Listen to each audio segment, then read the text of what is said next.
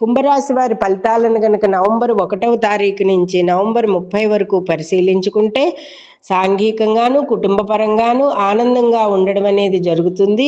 నూతన వస్త్ర ధన ప్రాప్తి జరుగుతుంది. ఆలయాలను సందర్శించుకోవడం అనేది ఉంటుంది. పరిపాలకులకు ప్రజలకు మధ్య అవగాహన అనేది ఉంటుంది.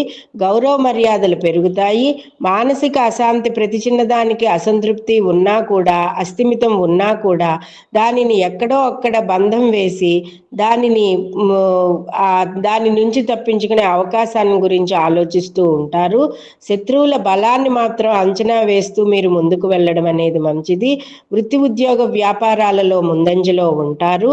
మీకు శీఘ్రమే ప్రమోషన్ కానీ లేదా ఉన్న ఉద్యోగంలో డబ్బులు రావడం కానీ ఇలాంటివన్నీ కూడా జరుగుతూ ఉంటాయి.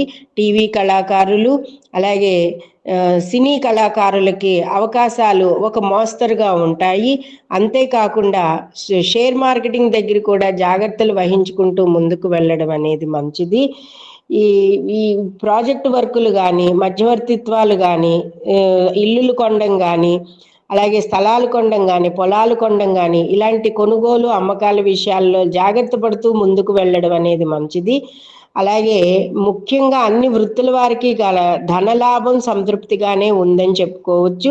వృత్తి ఉద్యోగాలలో చిన్న చిన్న ఇబ్బందులు ఎదుర్కొన్నా కూడా మీదే పైచేయిగా ఉంటుంది.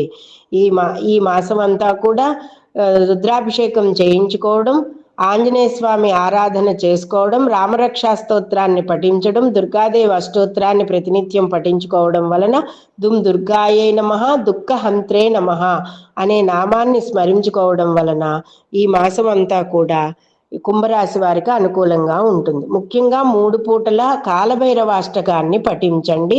అపనిందల అవమానాలు తొలగి ఏదైనా ఇబ్బందులున్నా కూడా ఉద్యోగపరంగా వ్యాపార పరంగా వాటిని ఎదుర్కొనే అవకాశం బలాన్ని మీకు కాలభైరవుడు ఇస్తాడు.